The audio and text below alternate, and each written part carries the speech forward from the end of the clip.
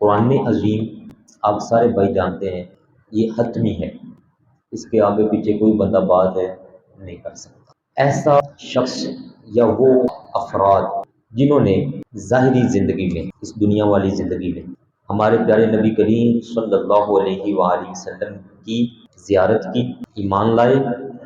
دوسرا جملہ، ظاہری ان آنکھوں سے زیارت نہ کی بلکہ ایمان لائے اور آپ کی محفل میں، مجلس میں حاضر ہوئے۔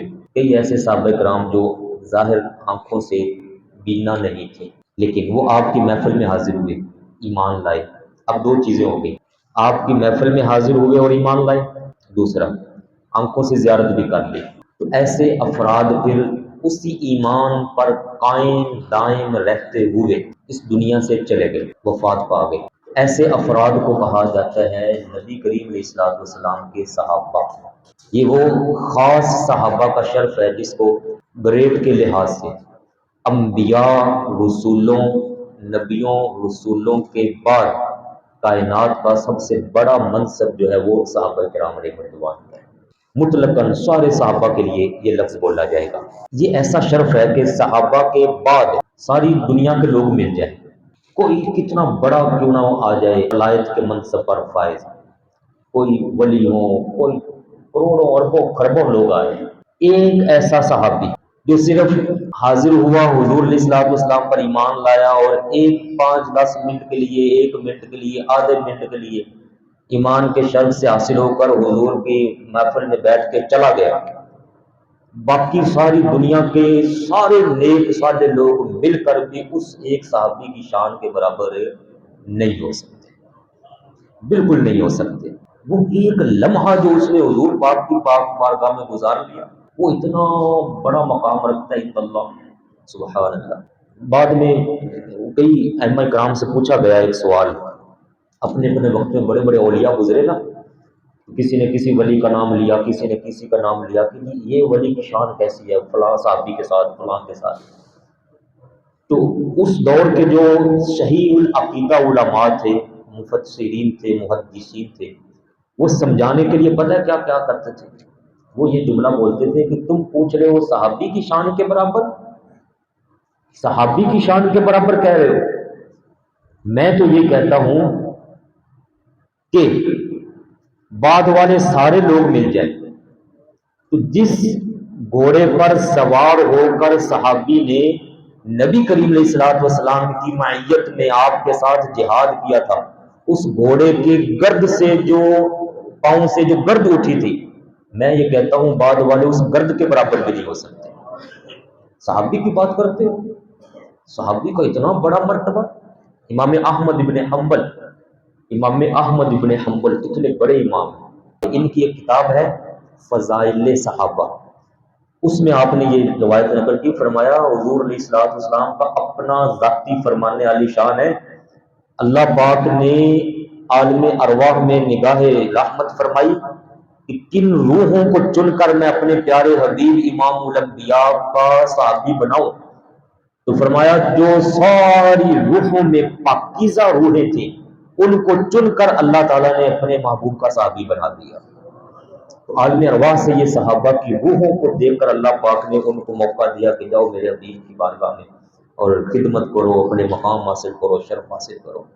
تو صحابی کے متعلق پہلے نمبر پر یہ عقیدہ ذہن میں رکھ لیں کہ صحابہ کی شان ماوراء الورى، سبحان اللہ، اس کے برابر کوئی بعد والا بندہ نہیں ہو سکتا۔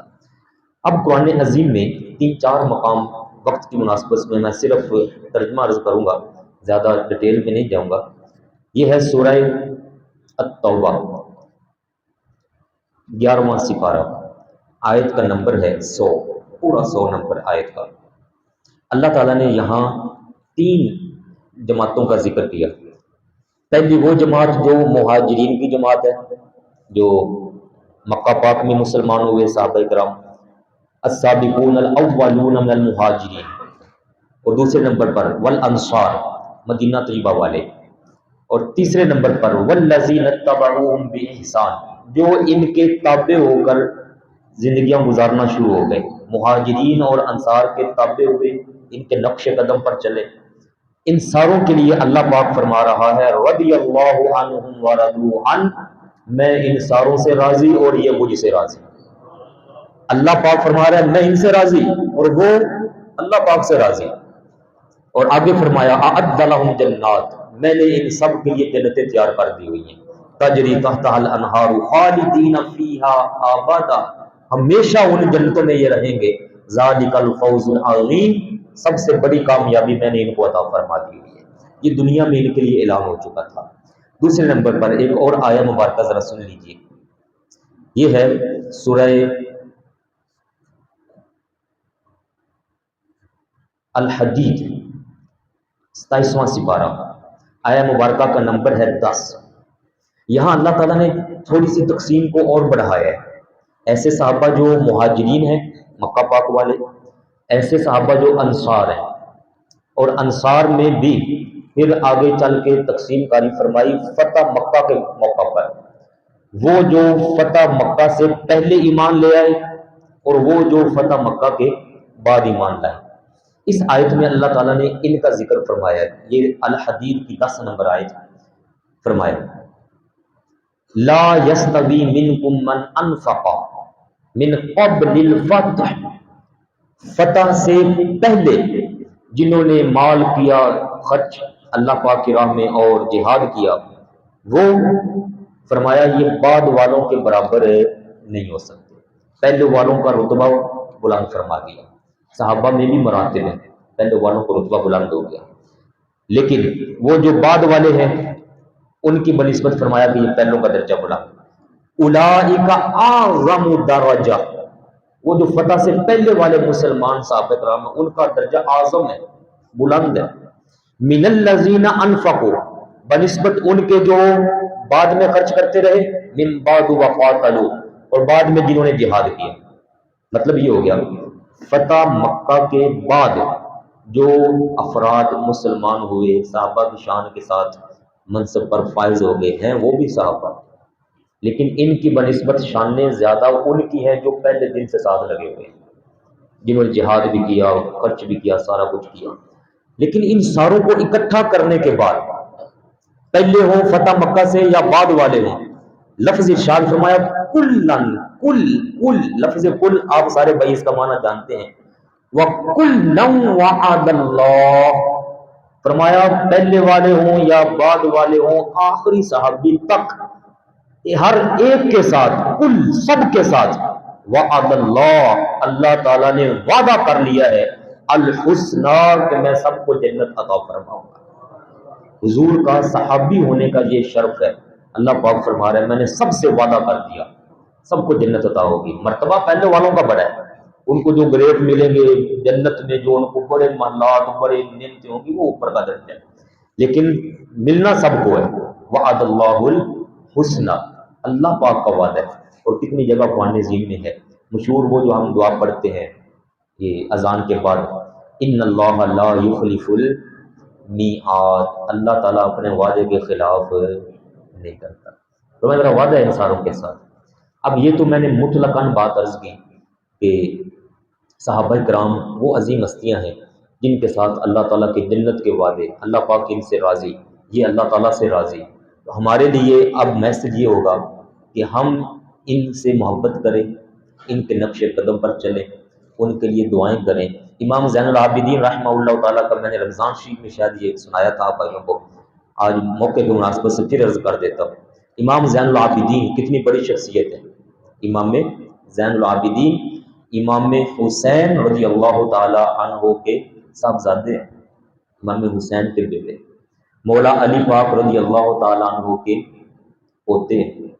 امام زین العابدین کی پاک بارگاہ میں چند بندے آ گئے، وہ بولے جا رہے ہیں صحابہ کرام کے خلاف، کوئی سے نصدیق اکبر کے خلاف بولنا چاہ رہا ہے، کوئی فاروق اعظم کے، کوئی عثمان غنی، کوئی کسی کے۔ آپ نے ان کو فوری روکا، فرمایا صبر کرو، چپ ہو جاؤ، مجھے یہ پہلے بتاؤ کہ تم کون ہو، کون ہو تم جو آئے بیٹھے ہو میرے سامنے، کون ہو؟ مہاجرین میں سے ہو؟ وہ صحابہ جو مہاجرین تھے تم ان میں سے ہو؟ وہ کہنے لگے نہیں۔ آپ نے فرمایا پھر بتاؤ مجھے کہ انصار میں سے ہو؟ کہنے لگے نہیں۔ آپ نے فرمایا کہ ان دونوں کے بعد وہ ہو جو ان کے لیے دعائیں کرنے والے ہو، ان سے محبت کرنے والے ہو، ان کے نقش قدم پر چلنے والے ہو؟ کبھی دعائیں کی ہیں ان کے لیے؟ کون ہو وہ ہو جو ان کے ساتھ پیار کرتے ہو؟ وہ چپ ہو گئی اس بات پر۔ پہلی دونوں پر انہوں نے کہا ہم مہاجر بھی نہیں، ہم انصار بھی نہیں، کیونکہ وہ امام زین العابدین کے پاس بیٹھے ہیں۔ امام زین العابدین خود تابعی ہیں، امام زین العابدین خود تابعی، امام حسین کے بیٹے ہیں۔ امام زین العابدین صحابی نہیں ہے، تو امام زین العابدین تابعی ہو کر، تابعی اس کو کہتے ہیں جس نے صحابہ کی زیارت کی ہو، امام زین العابدین تابعی ہو کر اپنے آس پاس گھومنے پھرنے والے جو باقی کے وہ لوگ تھے جو صحابہ کے خلاف بولنا چاہتے تھے، ان کو فرمایا مجھے بتاؤ کون ہو تم؟ انصار میں سے ہو؟ مہاجرین میں سے ہو؟ نہیں، انہوں نے کہا جی نہیں۔ فرمایا پھر جو بعد والے ہیں، ہم تابعین ہیں، ہمارے اسٹیٹس کے جو لوگ ہیں، ہمیں تو حکم ہے ہم ان کے لیے استغفار کریں، دعائیں کریں، محبتیں کریں، پیار کریں، ان کے نقش قدم پر چلیں۔ یہ سورہ توبہ کی آیت نمبر 100 جو میں نے ابھی آپ کو سنائی ہے، اس میں کیا لکھا اللہ پاک نے؟ والذین اتبعوہم، ان دونوں کے بعد جو ان کی اتباع کرنے والے ہوئے، بِإِحْسان، جھک کر، اتباع کے ساتھ۔ امام نے جب پوچھا نا وہ ہو تیسرے، اتباع کرتے ہو ان کی، دعائیں کرتے ہو؟ چپ ہو گئے، بولے نہیں۔ آپ نے فرمایا مہاجر کے بارے تم نے کہا تم وہ نہیں، انصار کے بارے کہا تم وہ بھی نہیں، تو سنو جو تم نے میرے سامنے آ کے انداز اپنایا ہے، میں امام حسین کا شہزادہ تمہیں بتا رہا ہوں کہ تم تیسرے بھی نہیں ہو، تم ان کی اتباع میں نہیں ہو، تم دعائیں کرنے والے نہیں ہو، تم پیار کرنے والے نہیں ہو۔ اور ایمان کی کیٹاگری اللہ تعالیٰ نے یہ تین ہی بیان فرمائی ہیں، وہ مہاجرین ایمان والے ہیں، یہ انصار ایمان والے ہیں، اور بعد میں ایمان والے وہ ہیں جو ان سے پیار کرنے والے ہیں۔ تو تمہارا تو پیار کرنے والوں میں شمار ہی کوئی نہیں، جاؤ پہلے جا کے اپنا ایمان ٹھیک کرو، بعد میں میری بارگاہ میں حاضر ہونا۔ وہ بیٹھے رہے، اٹھ نہیں رہے تھے۔ آپ نے فرمایا میری بارگاہ میں وہ شخص بیٹھے جو قرآن عظیم کے مطابق ایمان والا ہو، تم ایمان کی کیٹاگری میں آتے ہی نہیں ہو، لہٰذا نکل جاؤ میری بارگاہ سے۔ 3 دفعہ آپ نے جملہ بول کر دفعہ ہو جاؤ یہاں سے، نکل جاؤ، خبردار میری بارگاہ میں آپ کو دوبارہ ان کے بارے میں ایسا جملہ بولا۔ ان کے بارے تو رب نے اعلان فرما دیا کہ اللہ پاک ان سے راضی ہو گیا، تم کون ہوتے ہو آج آ کے میرے سامنے یہ کہنے والے تھے؟ یہ امام زین العابدین اہل بیت اطہار کا گھرانہ یہ ہمیں سبق دے رہا ہے کہ کبھی بھی آل پاک کا ذکر آئے پھر بھی ہماری آنکھیں ہر لحاظ سے بند ہیں، مولا علی پاک کا ذکر آئے آنکھیں ہماری بند ہے ہر لحاظ سے، صحابہ کا ذکر آ جائے آنکھیں ہماری بند ہو جانی چاہیے۔ اللہ پاک نے فرمایا ان سے پیار، ان سے محبت، ان کے ساتھ حسن سلوک، یہ بعد والوں کا شیوا ہونا چاہیے تاکہ ان کی بخشش کی جا سکے۔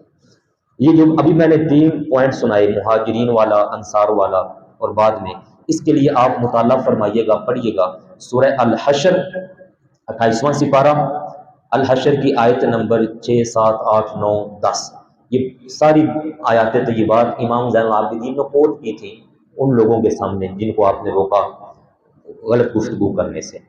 اب یہ جو صحابہ کرام ہیں مطلق میں نے ابھی ذکر کیا اور تھوڑی سی تقسیم کی، فتح مکہ سے پہلے، فتح مکہ کے بعد، ان سارے صحابہ کرام میں بڑی بڑی شانوں والے علیحدہ علیحدہ ایک ایک صحابی کی فضیلت حضور علیہ السلام نے بڑے شان کے ساتھ سنائی۔ ان میں سب سے بڑی شان والے وہ 10 صحابہ کرام ہیں جن کو عشرہ مبشرہ کہا جاتا ہے۔ ایک محفل میں بیٹھے ہوئے تھے حضور علیہ السلام، ترمذی شریف کی حدیث پاک ہے، آپ نے سیدنا ابوبکر صدیق سے لے کر حضرت طلحہ و زبیر تک 10 صحابہ کے نام گنوا کے فرمایا یہ 10 وہ ہیں جن کو میں دنیا میں ہی جنتی ہونے کی بشارت عطا فرما رہا ہوں۔ امام حسن و حسین کے لیے علیحدہ شان بیان ہوئی، وہ کسی اور محفل میں جہاں فرمایا تھا یہ جنتی جوانوں کے سردار ہیں، اور یہ 10 جو ہیں عشرہ مبشرہ، ان کو یہاں سے گریڈ دے دیا۔ ان 10 کے اندر پھر جو 4 صحابہ کرام ہیں جن کو خلفائے راشدین کہا جاتا ہے، سیدنا صدیق اکبر، سیدنا فاروق اعظم، سیدنا عثمان غنی، سیدنا مولا علی شیر خدا رضی اللہ تعالیٰ عنہم اجمعین، ان 10 میں پھر ان 4 صحابہ کی جو شان ہے وہ سب سے اعلیٰ و بالا ہے، اور سارے صحابہ کرام میں سب سے بلند و بالا شان والے وہ ہیں حضرت سیدنا ابو بکر الصدیق رضی اللہ تعالیٰ عنہ، جن کو حضور علیہ السلام نے اپنے مسلح پر دنیا میں کھڑا کر دیا تھا۔ تو آج جن کا ذکر ہم کر رہے ہیں وہ ہیں حضرت سیدنا عثمان غنی ذو النورین رضی اللہ تعالیٰ عنہ۔ آپ کی بڑی شان، حضور علیہ السلام نے 2 بیٹیاں یکے بعد دیگرے آپ کے نکاح کے اندر دی تھی، اور مولا علی پاک اس کے حدیث پاک کے راوی ہیں۔ لوگوں نے باتیں کی لوگوں نے باتیں کی کہ لو جی ایک بیٹی حضور علیہ الصلوۃ والسلام دی پہلے آئی سی نکاح وچ، اس کا وصال ہو گیا ہے تو دوسری بیٹی بھی۔ میں نے اگلے دن یہاں فجر کے درس میں وہ حدیث پاک سنائی تھی کہ حضور علیہ الصلوۃ والسلام حضرت سیدہ رقیہ کے وصال کے بعد حضرت عثمان غنی سے جب آمنا سامنا ہوا تو اچانک اتفاقاً ایک موڑ پر ملاقات ہوئی تھی۔ حضور علیہ الصلوۃ والسلام سامنے آئے، حضرت عثمان غنی حاضر ہوئے، عثمان سنو، اللہ پاک نے حکم دیا ہے میں اپنی دوسری بیٹی ام کلثوم کا نکاح بھی تمہارے ساتھ کروا دوں، قبول ہے؟ عرض کی حضور اللہ پاک نے کروا دیا تو میں کون ہوتا ہوں نہ کرنے والا؟ اللہ راضی، آپ راضی، عثمان آپ کا تابع، جیسے آپ راضی۔ اللہ پاک نے نکاح کروایا دوسری حضور علیہ الصلوۃ والسلام کی بیٹی حضرت سیدہ ام کلثوم کا۔ حضور پاک کی 4 شہزادیاں ہیں، 4 بیٹیاں، حضرت سیدہ زینب یہ سب سے بڑی ہے، دوسرے نمبر پر حضرت رقیہ، یہ حضرت رقیہ کا نکاح پہلے ہوا تھا مکہ پاک میں حضرت عثمان غنی کے ساتھ، پھر جب مدینہ پاک میں غزوہ بدر والے دن ان کا وصال ہو گیا، بدر کے بعد حضور علیہ السلام نے اپنی دوسری بیٹی حضرت ام کلثوم کا نکاح، تعداد میں تیسری بیٹی حضرت ام کلثوم کا نکاح بھی حضرت عثمان غنی کے ساتھ کروا دیا۔ چوتھی بیٹی ہیں جو ساری امت کی خواتین کی سردار، جنتی خواتین کی سردار ہیں، حضور علیہ الصلوۃ والسلام نے ان کو یہ منصب نوازا، امام حسن و حسین کی والدہ ماجدہ کامل الحیا سیدہ فاطمہ الزہرا رضی اللہ تعالیٰ، وہ حضرت مولا علی پاک کی زوجہ پاک ہے۔ تو دوسری جب شادی ہوئی نا حضرت ام کلثوم کی، تب لوگوں نے باتیں کی۔ حضور علیہ الصلوۃ والسلام کی اس حدیث پاک کے راوی حضرت علی پاک ہے رضی اللہ تعالیٰ، آپ نے فرمایا کہ یہ باتیں کر رہے ہو، مجھے خبر ملی ہے کہ لوگ کہہ رہے ہیں کہ میں نے دوسری بیٹی بھی دے دی حضرت عثمان غنی کو۔ فرمایا اگر میری تیسری بیٹی اور ہوتی، یا میری 10 بیٹیاں ہوتی، یا 40 بیٹیاں ہوتی، یا 100 بیٹیاں ہوتی، یہ میں 4 روایتوں کو اکٹھا کر دیا۔ فرمایا اگر میری 3 ہوتی، 10 ہوتی، 40 ہوتی یا 100 ہوتی، ایک ایک کر کے میں ساری کی ساری حضرت عثمان غنی کے نکاح میں دے دی۔ ان کو اللہ پاک نے جو ایمان کا منصب دیا، حیا کا منصب دیا، اس کا تقاضا ہے کہ میں ان کے ساتھ محبت کروں کیونکہ وہ میرے ساتھ پیار کرتے ہیں۔ کوئی بھی آپ اپنے حساب سے دیکھ لیجئے، جب ہم رشتے تلاش کرتے ہیں تو کوئی ایسا باپ ہے، ایسا باپ جو صحیح باپ ہو، وہ اپنی بیٹی کا رشتہ ایویں کسی کو دے دے؟ غیرت مند باپ 1000 بار تلاش کرے گا۔ حضرت عثمان غنی کو تو حضور پاک مکہ پاک سے جانتے ہیں، پہلے دن سے جانتے ہیں۔ یہ حضرت عثمان غنی رضی اللہ تعالیٰ عنہ، ان کی خاص کمال کی اللہ پاک نے ان کو صفت عطا فرمائی تھی۔ ہم اکثر نام لیتے ہیں عثمان غنی، عثمان غنی، مال دیا اللہ پاک نے ان کو، اور پھر انہوں نے اس مال کا کمال انداز اپنایا۔ ان کے 3-4 طریقے تھے کاروبار کے، ایک تو یہ تاجر تھے خود، دوسرا یہ مداربت پہ کاروبار کرتے تھے۔ مداربت کا مطلب ہوتا ہے کہ پیسہ ان کا ہوتا، کام کوئی دوسرا بندہ کرتا اور اس کو اس کا حصہ دے دیا جاتا۔ پیسہ آپ لگاتے، کام وہ کرتا، سرمایہ کاری آپ کی جانب سے، کام اس کی جانب سے، وہ چاہے منڈیوں میں کرے، کاروبار جہاں بھی کرے، پیسہ آپ دیتے تھے، اس سے حساب لے کر اس کو حصہ دے کر اس طریقے سے آپ کام کرتے تھے۔ تیسرا بڑا جو آپ کا تھا وہ زراعت کا کاروبار تھا آپ کا، زرخیز زمینیں، ان میں بیج بونا، ان میں فصلیں اگانا، پھر ان کو سیل کرنا، یہ سارا آپ کا 3 بڑے ذرائع تھے۔ اور ایک حدیث پاک کا مفہوم بھی ہے جس کا مطلب یہ بنتا ہے، مفہوم، ہم جو ہیں ہمارے لیے یہ سبق ہے، ہمیں بھی چاہیے ہم ایک ذریعہ کی بجائے 2 3 4 ذرائع جو ہے نا وہ آمدنی کے بنا کے رکھیں۔ ایک ذریعے سے پیسے نہیں آ رہے، دوسرے سے آ جائیں گے، دوسرے سے نہیں آ رہے، تیسرے سے آ جائیں گے، نہیں آ رہے کہیں پہلے سے آ جائیں گے، کہیں نہ کہیں سے پیسہ آ جائے گا اگر ذرائع 2 3 4 5 ہوں گے۔ اگر ذریعہ ایک ہوا نا، خدا نہ خواستہ وہ ایک سٹک ہو گیا، رک گیا، پھنس گیا، پھر بیٹھے رہیں گے ہاتھ پر ہاتھ دھر کے، یار کو پیسہ دے دیو، قرضہ ہے یار، مال رک گیا یار، پیسہ نہیں آ رہا۔ اس لیے جو جوان ہیں میں ان کے لیے بھی یہ سبق دوں گا، اور جو بزرگ ہیں ان کے تو تجربات ہوں گے، زندگی گزاری ہے، اپنے بچوں کو بھی سمجھائیں، حلال ذرائع اپنائیں، جائز اپنائیں، لیکن ایک سے زائد ذرائع ہونے چاہیے، 2 3 4 ذرائع ہونے چاہیے۔ اگر کوئی جاب کرتا ہے نوکری کے سسٹم سے پیسہ لے، کئی کاروبار میں انویسٹ کریں جہاں سے پیسہ آنے کا اللہ پاک کو فضل سے ذریعہ بن جائے۔ یہ دیکھ لیجیے حضرت عثمان غنی ہے، دل ان کا شیشے جیسا صاف ہے، اس سے بھی اللہ ہے، تقویٰ طہارت کا اعلان اللہ پاک فرما رہے ہیں، لیکن ذرائع آمدنی بھی ان کے ہیں، کاروبار بھی وہ کر رہے ہیں، ایسا کاروبار، حلال کاروبار، کروڑوں اربوں خربوں کا کاروبار ہو، وہ حلال، آخرت کی فکر دل میں رکھ کے کیا جائے تو وہ کاروبار بھی عبادت ہے، اللہ پاک کو راضی کرنے کا ذریعہ ہے۔ اللہ تعالیٰ نے انبیاء اور رسولوں سے بھی کاروبار کروایا ہے، اپنے رسولوں سے کاروبار کروایا ہے۔ کاروبار منع نہیں ہے، حرام منع ہے، رشوت منع ہے، سود منع ہے، جھوٹ فراڈ منع ہے، سچائی دیانتداری کے ساتھ بڑھائیں کاروبار کو، پیسہ ہوگا تو یہ دیکھیں نا، پنکھے چل رہے ہیں، مساجد چل رہی ہیں، مدرسے بن رہے ہیں، یہ ویلفیئر کے کام چل رہے ہیں جناب، بڑے بڑے دسترخوان لگے ہوئے ہیں، پیسے کے سارے بلب ہوتے ہیں۔ پیسہ نہیں تو میں کپڑے کہاں سے پہنوں گا، پیسہ نہیں تو یہ بیگ کہاں سے لے کر یہ موبائل کہاں سے کروں گی، حلال، لیکن شرط ہے حلال۔ اب عثمان غنی رضی اللہ تعالیٰ کو میں نے 3 ذریعے بڑے بتائے۔ آپ جو پیسہ آتا تھا نا، اس پیسے کو مسلمانوں کی فلاح و بہبود پر لگایا کرتے تھے۔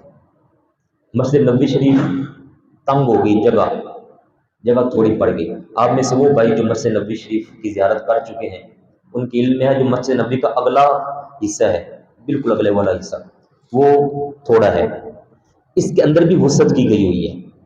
یہ جو تھوڑا حصہ ہے یہ بھی اصحاب صفہ کا جو حصہ ہے وہ بھی باہر ہوتا تھا مسجد نبوی سے، اصل حصہ اندر کا حصہ ہے۔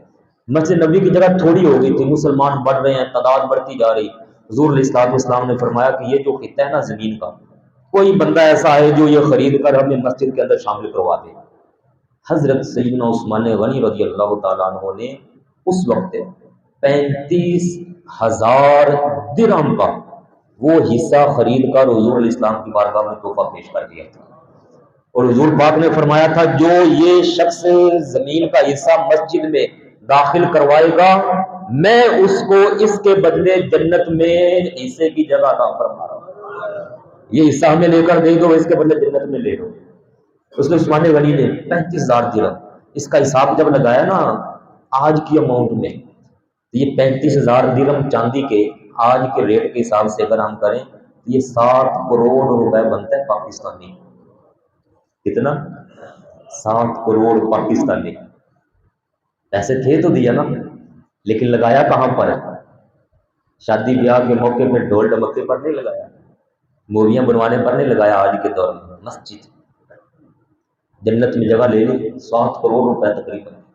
ایک موقع پھر آیا جب مسجد نبوی، جب مدینہ پاک میں میٹھا پانی نہیں تھا پینے کے لیے، صاف شفاف پانی، کنویں، کھارے کنویں تھے، ان کا پانی پیا نہیں جاتا تھا، ایک ہی صرف کنواں تھا، بئر روما، جو سارے مدینہ والے پیتے تھے۔ وہ ایک یہودی وہاں سے وہ بیچتا تھا پانی، وہ سیل کرتا تھا، جس نے لینا پیسوں کا لے گا۔ حضور علیہ الصلوۃ والسلام نے تب بھی اعلان کیا، فرمایا بئر روما جو خرید کر مسلمانوں کو دے گا میں اس کو اس کے بدلے جنت میں کنواں عطا فرماتا ہوں۔ حضرت عثمان غنی اس کے پاس گئے، آپ نے اس کو کہا یار دے دے، اس کو سیل نہیں کرتا تھا، کاروبار تھا اس کا، آپ نے اس سے ڈیل کر کرا کے اوکے سوکے ہو کے آدھا اس سے خرید لیا، اور وہ آدھا شرط یہ طے پائی کہ ایک دن میرا ایک دن تیرا۔ جب آپ کا دن آتا تھا تو آپ کو فری میں اعلان کر دیا ہو جی مسلمان لے جائیں، سارا جانوروں میں لے جاؤ، وہ سارے لوگ آ کر اس دن بھر جاتے تھے، اور اگلا دن جب اس کا آنا تو اس کی کمائی نہ ہونی، وہ بیٹھا منہ اٹھا کے، کوئی بندہ آ جائے لے جائے، وہ تنگ ہو گیا۔ پھر آپ نے فرمایا باقی کا مجھے سیل کر دے، اس نے پھر باقی کا بھی آپ کو سیل کیا۔ یہ والا جو کنواں ہے، یہ میں بڑی روایت آپ کو سنا رہا ہوں، مختلف اس کے ان سے آتے ہیں، اس دور کے حساب سے 1,00,000 درہم کے عوض آپ نے اس سے یہ خریدا تھا، ساری قیمت پوری۔ اور یہ آج کے دور میں اگر لگائے نا 1,00,000 درہم تو یہ بنتا ہے تقریباً 20 کروڑ 50 لاکھ روپے۔ اتنا مہنگا کنواں خرید کے حضور پاک کی بارگاہ میں پیش کیا، حضور پاک نے فرمایا اس کے بدلے تمہیں جنت میں پانی کا کنواں عطا فرمایا۔ ایک موقع پر جب غزوہ تبوک کا موقع آیا تھا تو حضور علیہ السلام نے فرمایا بھائی خود بھی آؤ پیسے بھی لاؤ۔ یہ وہی واقعہ ہے جس میں آپ بھائی اکثر سنتے ہیں، حضرت سیدنا صدیق اکبر اپنے گھر کا سارا سامان لے آئے، اور فاروق اعظم آدھا سامان لے آئے، اور صحابہ کرام نے اپنی اپنی وسعت کے مطابق حصہ ڈالا۔ حضرت عثمان غنی رضی اللہ تعالیٰ عنہ نے 100 اونٹ کا اعلان کیا، پھر 100 اونٹ کا، پھر 200 اونٹ کا، 300 اونٹ کا، گھوڑوں کا اعلان کیا، دینار کا اعلان کیا۔ جب سارا غزوہ تیار ہونے کے تھا، قافلہ تیار ہے، آخر پہ جب پیش کیا دیا، اس میں آیا کہ آپ نے 950 اونٹ 50 گھوڑے دما ساز و سامان اور 1000 سونے کے دینار حضور علیہ السلام کی بارگاہ میں پیش کیے تھے، حضور یہ اس جہاد کے لیے میری طرف سے توحفہ ہے۔